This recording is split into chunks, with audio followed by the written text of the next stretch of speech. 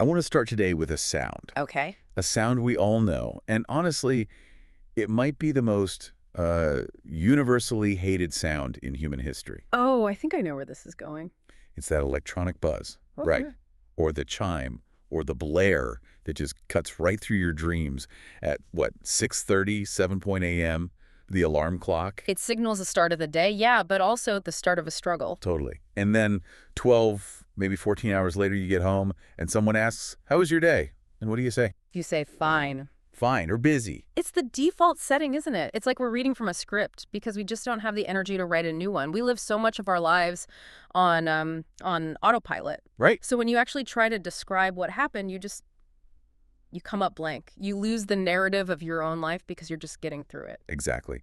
And that is why I am so excited about the source we're digging into today. Me too. We're looking at a conversation from the English Leap podcast by the channel Speak English with Class. The hosts are named Anna and Jake. And on the surface, it looks like a language learning lesson. It's designed to teach people how to talk about their daily routine in English. But, and this is where it gets really fascinating, if you actually listen to what they're dissecting. It's so much more. It's not just grammar or vocabulary. It is a full-on psychological breakdown of the modern daily routine. It really is. They're not just teaching words, they're identifying these specific pain points we all feel. From the morning, this news battle, right down to the evening crash. It's surprisingly deep. So our mission for this deep dive is to take that framework they built and just dissect the day chronologically. We're going to go morning, commute, work, and then the evening. And unpack the vocabulary of our habits. Maybe find a better way to narrate our own lives. It's about moving from just surviving the day to actually, noticing it, to having a story to tell. And it all starts, like you said, with the loud enemy. The loud enemy. I love that description. In the source, that's what they call the alarm clock, the loud enemy of every good dream. And that kicks off our first phase, the morning battle. Right. And they identify two very distinct camps of people. There are the people who just jump right up, which, frankly, I find a little suspicious. A weird bit, yeah. And then there's what they call Team Snooze. I am a card-carrying member of Team Snooze. Yeah. I have the T-shirt. And the source describes this mentality perfectly. It's this irrational negotiation you have with yourself. Where you think, if I just press this one button, I can steal 5 extra minutes. You're thieving time from your own day. But as Anna points out in their conversation, those 5 minutes are a total lie. They're often the longest, most stressful minutes of the day. Because you're not actually sleeping? Not at all. You're just lying there in a state of high alert, just waiting for the next alarm. You're basically flooding your system with stress hormones before your feet even touch the floor. And when you finally do move, they use this very specific phrase that it really resonated with me. You drag yourself out of bed. That imagery really stuck with me too. It's not an active verb like jump or step. It's drag. Yeah. The source describes the body feeling like it's made of stone or lead. You are literally pulling a heavy object, which is you, into the vertical position. It frames the very first action of the day as a heavy lift. And once you're vertical, you face the first big trap of the modern morning. The source calls it the infinite scroll. Oh, this is the killer. They talk about the battle between the thumb and the mind. That's such a great distinction. Because your mind is saying, okay, I need a shower, I need coffee, I need to be a functional human being. But your thumb is strong. It just wants one more video. One more headline. It's dopamine versus discipline, right? They mention how a planned 2-minute check of the weather just turns into 15 minutes of lost time. And just like that, you've started the day in a deficit. You're rushing because the thumb won. You're already reacting to the world's agenda before you've even set your own. And this leads to what they define as being on autopilot. A key concept. Yeah. Autopilot is when you go through the motions, brushing your teeth, making coffee without any, brain engagement. You might finish brushing your teeth and genuinely not remember if you did it. I think we've all had that moment in the car where you think, did I lock the front door? I have absolutely no memory of doing it. That's autopilot. And the hosts, Anna and Jake, they contrast this with a concept I really love, the soft hello to the day. That soft hello idea is beautiful. It implies this gentleness that most of us just don't have in the morning. Right. So instead of the scroll and the rush, they suggest drinking water, opening the curtains to let the light in, and critically avoiding heavy decisions immediately. It's about biological priming. Light triggers cortisol to wake you up naturally. Water hydrates the brain. But there's a strategy they mention for when you do start planning to keep from freaking out. The three things rule. The three things rule. Yeah, this is so crucial for anyone who feels overwhelmed looking at a to-do list that's like a mile long. Like a CVS receipt. Exactly. Instead of writing this huge list that just makes you want to crawl back into bed, you choose only 3 main tasks. That's it. 3. It gives you a sense of agency. If you list 20 things, you are destined to fail at 17 of them. But if you list 3, you can win the day. It shifts the narrative from I'm so far behind to I'm focused. Okay, so you've survived the morning, you've dragged yourself up, hopefully won against the thumb, and said a soft hello to the day. Now you have to leave the house. Which brings us to phase 2, the commute. And a commute is just, the trip between home and work. But for remote workers, as the source notes, that could just be the 3 steps from the bed to the desk. But for everyone else, it involves the chaos of the outside world. And the source categorizes this time into 2 very different types of experiences. Angry roads and kind roads. We've all been on angry roads. Oh, yeah. This is when you're stuck in traffic. And the source makes a really insightful point here about what happens psychologically. When you're stuck, your mind creates a drama show. A drama show. I do this all the time. Right. You start visualizing being late. You visualize your boss's face.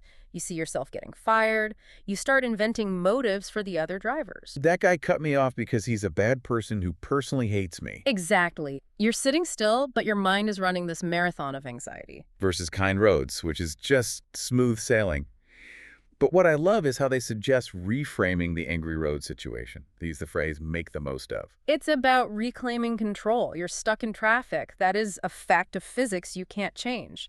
But you can view it as a pocket of time. Put on a podcast. Or music, yeah. Yeah. You stop fighting the reality of the traffic and you start using the time. It turns a prison into a library. There's another strategy they mentioned for people on public transport, the metro, the bus, that I thought was hilarious, but also really sweet. People watching. But they clarify, not in a creepy way. No, not staring. But they talk about observing strangers and just creating little backstories for them. Like, that person over there looks like they had a fight with their alarm clock this morning. Or she looks like she's on her way to a job interview because she's checking her notes. It connects back to that idea of narrative. Instead of just standing there bored or scrolling, you're engaging your creativity. You're turning a dull wait into a little scene from a movie. It makes the mundane interesting, which is Yeah. really the theme of this whole deep dive. Okay, so we've arrived. We're at the desk or the construction site or wherever we work. Phase 3, the work zone. And the source has some strong opinions on how to start the workday. They really do. The big advice is do not check email first. That feels illegal. I feel like if I don't check email immediately, a SWAT team is going to come through the window. I know, it feels so risky. But the logic is sound. They talk about deep work. This means turning your phone face down and focusing on the hardest task first while your brain is still fresh. Because if you check email first, you're immediately reacting to other people's priorities instead of your own. You become a human router, just passing messages along. They use this great metaphor of easing into the pool versus jumping in with a splash. Exactly. If you open every tab, check every notification, and try to do everything at once, that's the splash. You're just flailing. Easing in is starting steady, doing one important thing, and finding your rhythm. It's about momentum. But then, time passes. The morning freshness fades, and we hit the universal enemy, The 3:40 p.m. problem. the afternoon slump. It's biologically unavoidable for most of us. The source describes this as the moment your brain just says, can we not? Your energy drops, your eyes get heavy. And this is where the source really challenges a common piece of advice. We're always told to just power through. And they argue so vehemently against that. They warn that powering through, just forcing yourself to work at max speed when your tank is empty, is dangerous. They compare it to driving a car at max speed until the engine breaks. And that engine braking is what we call burnout. Precisely. And burnout isn't just being tired. Sleep fixes tired. Burnout is feeling empty. It's having no joy, just wanting to disappear. So the source suggests a different approach to the slump. Accept it. Don't shout at yourself for being human. So instead of forcing your brain to do calculus or write a strategy document at 3:30 p.m. when it wants a nap, you pivot. Yeah, they suggest doing lighter tasks. Organizing files, deleting old emails. Or just physically resetting. Grab a snack, stand up, stretch. You work with your natural energy cycle, not against it. If you're in a slump, do slump-appropriate work. There's always admin to do. Do the admin when your brain is offline anyway. Slump-appropriate work. I love that. That should be an official HR category. It would make workplaces much more efficient, honestly. Okay, so we've navigated the slump. The workday ends. Now we're approaching phase 4, the landing. This is how we transition from work mode back to home mode. And just like a plane landing, this can be smooth or it can be a crash. And for a lot of us, it's a crash. The source paints a very, very vivid picture of scenario A, the zombie evening. This involves the phrase crash on the sofa, and they clarify this isn't, sitting down elegantly. This is dropping like a sack of potatoes. And in this scenario, dinner is always pasta. Always pasta. Why is it always pasta? Because pasta is the path of least resistance. In the zombie evening, you're not making choices. You're just mindlessly watching TV, you're scrolling again, you're not really relaxing, you're just existing in a low-power mode. You aren't recovering, you're just stalling until sleep. Contrast that with scenario B, the soft landing. This uses the vocabulary wind down. Wind down. It implies a gentle transition, and the source suggests specific rituals to signal to your brain that work is over. The simplest one. Changing your clothes. Changing your clothes. It sounds so small, but taking off the work clothes and putting on the comfortable clothes is a physical signal that says, we are done now. Exactly. It creates a boundary. Especially for people working from home, this is vital. You need that costume change to tell your brain the scene has changed. And this leads to what they call me time. And it's important to define this. Me time isn't time for work, and it isn't even time for other people. It's time to just feel like yourself again. Cooking, calling a friend, or just sitting still. But there's a danger lurking in the evening, isn't there? The brain just loves to replay the day's greatest hits. The replay loop, specifically the emails you sent or the awkward things you said. It can keep you up all night. The source offers a really nice hack for this, which they call the gratitude hack. And before you roll your eyes, it's not the big, cheesy, I'm grateful for the universe stuff. No, it's writing down just one small line.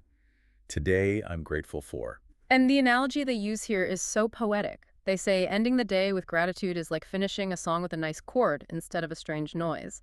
That really resonates. If you let your brain just fizzle out with worry, that's the strange noise. It feels unresolved. But writing down, I liked my coffee today, puts a period at the end of the sentence. It closes the chapter. It gives your brain permission to shut down. So we've walked through the whole day. We fought the alarm, survived the commute, navigated the slump, and landed the plane. But the real value here is that they give us a framework to actually talk about it. This is phase 5, the 5 stops framework. This is the answer to the how is your day question. Instead of just fine, they suggest mapping your day across 5 specific stops. Right. And you can use this mentally. It structures your narrative. It forces you to actually look at what happened. Stop 1. My day starts with. This is where you talk about the alarm, the coffee, the mood. Was it a drag morning or a jump morning? Stop 2. On my way to the commute. Did you have angry roads? See someone interesting on the bus? Stop 3. During the day. This covers the deep work, the afternoon slump. I hit a wall at 3 p.m., but I organized my files. Stop 4. After work. The transition. The feeling of leaving the building or closing the laptop. And stop 5. Before bed. How you wind down? The pasta versus the cooking? The so what here is that by using these stops, you prove to yourself that your day actually had content, even if it was an imperfect day where you hit snooze and ate pasta. It had a beginning, a middle, and an end. It has narrative value. It makes you the main character of your own movie rather than just an extra in the background. I love that. It validates the mundane struggle. It turns fine into, actually, I struggled with the alarm, traffic was crazy, so I listened to a podcast, and now I'm going to make a great dinner. That is a real connection. So let's wrap this up. We've unpacked a lot of vocabulary: hitting snooze, dragging out of bed, autopilot, angry roads, deep work, powering through, crashing, and winding down. It's the vocabulary of the daily grind. But the message from Anna and Jake in the source, it isn't just about words, it's about kindness. Yeah. They emphasize that some days you win against the scroll, and some days the thumb wins. And that's okay. You don't have to be perfect. You just have to be present. And that leads to a final thought I found really interesting in their discussion. They note how we often look at social media and assume everyone else's routine is perfect. Oh, yeah. We think, oh, they wake up at 4 a.m., they run 10K, they meditate, they drink green juice. And meanwhile, I can't even find my socks. Exactly. But here's the provocation for you listening. How much of what we perceive as a good day is just a performance for others? And how much of your day is actually yours? It's a deep question. It is. The source challenges us to realize that the boring parts, the traffic, the pasta, the slump, those are the real parts, and they are worth talking about because they are the shared human experience. That is a great question to leave us with. How much of your day is actually yours? It really makes you think. So the next time someone asks you, how was your day? Maybe try the 5 stops method. Give them a little piece of the reality, not just the fine. Thanks for diving in with us today. It's been a pleasure. See you on the next deep dive.